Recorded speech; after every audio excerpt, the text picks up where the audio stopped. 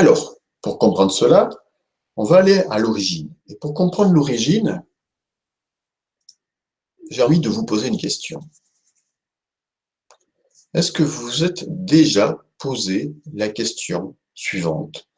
Est-ce que vous êtes déjà demandé d'où provenait cette vie infinie qui existe autour de nous, en nous et autour de nous, à l'infini, de manière parfaite? Parce que si vous observez la vie, la nature, l'univers, en dehors de l'action de l'homme, l'univers est parfait. Il est gouverné par des lois précises, immuables, qui sont le reflet d'une perfection, d'une intelligence, vous l'appelez comme vous voulez, d'une intelligence qui est là depuis l'origine, qui est à la source de toute chose.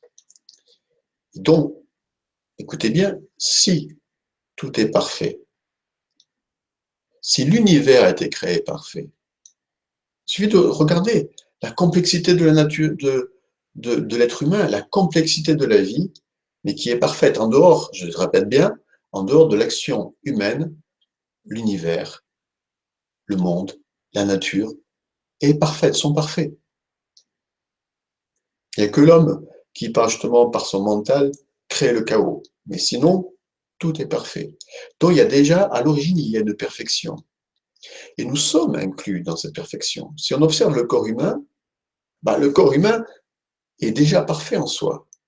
J'ai fait des études de naturopathie un petit peu, de diététique hygiéniste, et j'ai appris, au travers de ces études, que le corps sait naturellement, intelligemment, par essence, par nature, se soigner tout seul.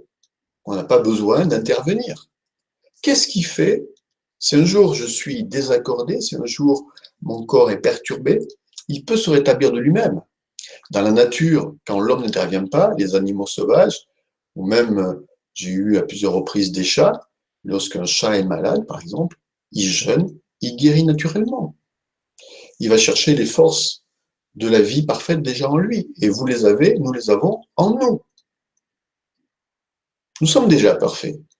Mais nous croyons que nous ne le sommes pas. Parce que, et ça je vais y revenir dans quelques instants, nous nous identifions à la matière. J'y reviens après. Donc nous perdons sens de notre réalité spirituelle, de cette vie qui nous anime, de cette vie qui est à l'origine. Nous perdons le lien avec celle-ci. Le monde et l'univers est parfait.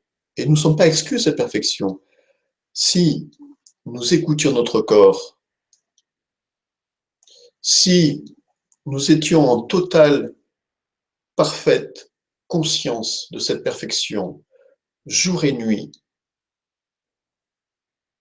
quel que soit le nom à ce que vous donnez de ce qui est derrière cela,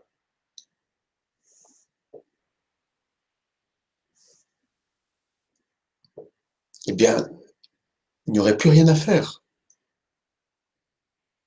Votre vie, notre vie se déroulerait parfaitement. En fait, nous sommes déjà, à tout point de vue, y compris sur le plan physique, des êtres déjà parfaits, sauf qu'à force de croire que nous ne le sommes pas, nous déréglons la machine et nous tombons malades et nous vieillissons, etc., etc., et nous avons 1000 problèmes à résoudre. Mais ça, c'est le fait du mental. C'est le fait de nos croyances. C'est le fait de nos projections. J'y reviens tout à l'heure. Et ça, c'est ça, l'illusion. C'est ça, l'hypnose. Cessez de vous identifier à vos pensées, à vos émotions, à votre corps. Ce n'est pas vous. Vous êtes plus que cela. Vous êtes une conscience qui se sert d'un véhicule tangible, corps, émotion, mental, donc qui se sert d'outils pour vivre l'incarnation dans la matière. Mais c'est tout. Mais vous êtes plus que cela. Nous avons été, à l'origine, conçus parfaitement. D'ailleurs, c'est écrit dans les livres sacrés, partout. Tout ce que je vous dis là, Toutes les traditions le disent en fait. Et tout cela, nous l'avons oublié. Encore une fois, revenons à cet univers. Il est parfait. Et il n'est plus parfait pour nous lorsque nous nous écartons de cette conscience de perfection, à l'origine de toute chose.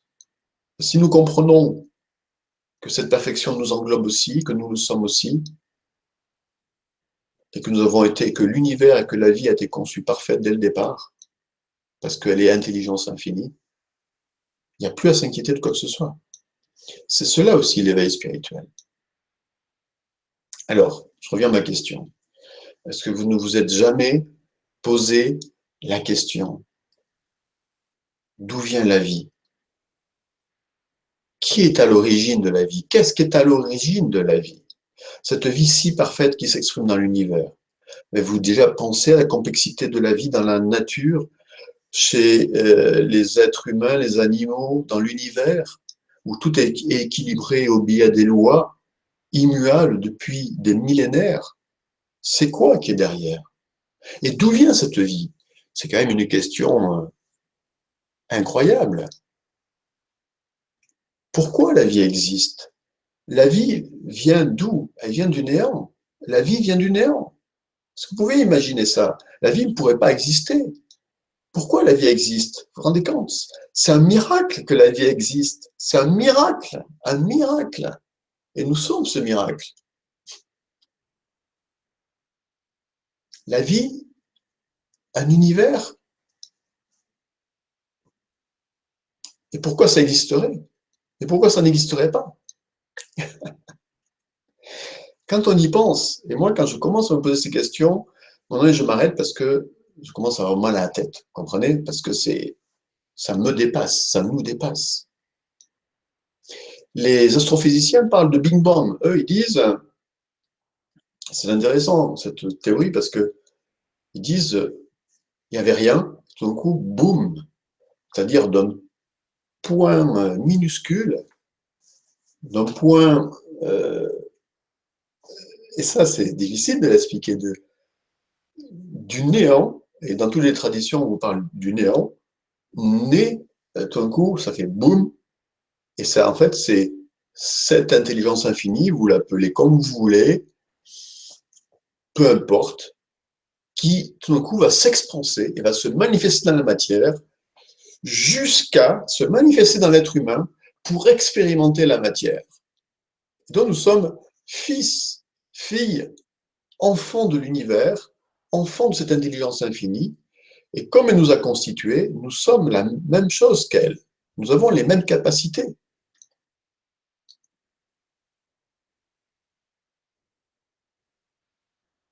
Vous avez déjà entendu, alors, on n'exploite que très peu de nos capacités, sauf des êtres qui ont compris euh, qui ils sont vraiment.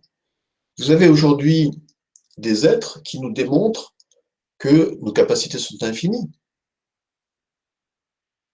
Par exemple, vous avez des êtres qui démontrent qu'il n'est pas besoin et pas nécessaire de manger pour vivre.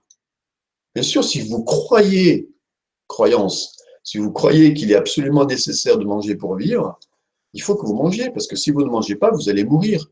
Mais vous allez mourir seulement lorsque vous le croyez. Oui, c'est pas physiologique, c'est la puissance du mental. La pensée crée. Grâce à la pensée, nous pouvons créer tout ce que nous voulons. Le pire comme le meilleur comme le pire. Puis il y a des êtres qui vivent de lumière, qui ont compris leur nature spirituelle et lumineuse et sont connectés à la lumière, parce que c'est notre nature, et j'y viens aussi, c'est notre nature, et se nourrissent de lumière. Alors je ne vous dis pas de faire la même chose, hein, mais tout ça pour vous dire que, voilà, nous avons des capacités infinies. Il y a des êtres, comme certains yogis, qui peuvent hiberner pendant des mois dans la terre sans bouger. Voilà, il y a des êtres qui peuvent absorber. C'est pas de la magie, c'est simplement des êtres qui ont une conscience différente de la réalité, c'est tout. Qui peuvent absorber du cyanure, par exemple, sans que cela les touche les atteignent, les affectent, parce qu'ils n'ont pas la même conception du poison que nous, enfin de ce que nous nommons poison.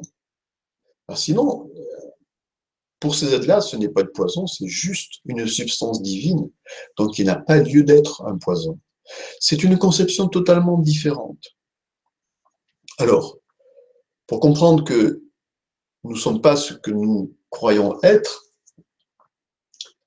et pour comprendre que ce monde autour de nous, qui paraît tangible, ne l'est pas en réalité, eh bien, écoutons ce que nous disent les physiciens. Là, je suis entouré, alors j'ai un corps physique, voilà, c'est tangible, là, apparemment c'est plein, c'est solide. Là, j'ai une souris, une souris d'ordinateur, bon, c'est quelque chose de, voilà, un stylo, tout ça, bon, ok. J'ai des murs là, à côté de moi, bon, c'est tangible. Et pourtant, tout cela, c'est que du vide. Tout cela, c'est que de l'énergie. Parce que si je prends un microscope électronique et que je rentre dans la matière, quelle qu'elle soit, hein, un caillou, une pierre, un végétal, le bout de mon doigt, un morceau de peau, n'importe quoi, toute structure matérielle est faite simplement de structures infiniment petites que l'on appelle des atomes, encore divisés en électrons, etc. Bref, et lorsqu'on va dans cet univers-là, dans l'infiniment petit, en fait, on s'aperçoit que c'est que du vide. C'est que du vide, c'est que de l'énergie. C'est d'ailleurs en extrayant l'énergie de l'atome que l'homme a créé la bombe nucléaire, la bombe atomique, par fission de l'atome. Et tout ça, c'est que de l'énergie.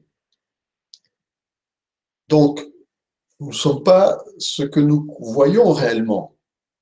Et en fait, on s'aperçoit que la matière, elle est ordonnée comme l'univers, c'est-à-dire, l'univers, vous voyez, hein, c'est quand on regarde l'univers, si vous regardez le ciel étoilé le soir, c'est que du vide, on se dit, c'est que du vide avec des milliards de galaxies, donc des milliards d'étoiles, et des milliards, c'est peu, parce que c'est plus que des milliards.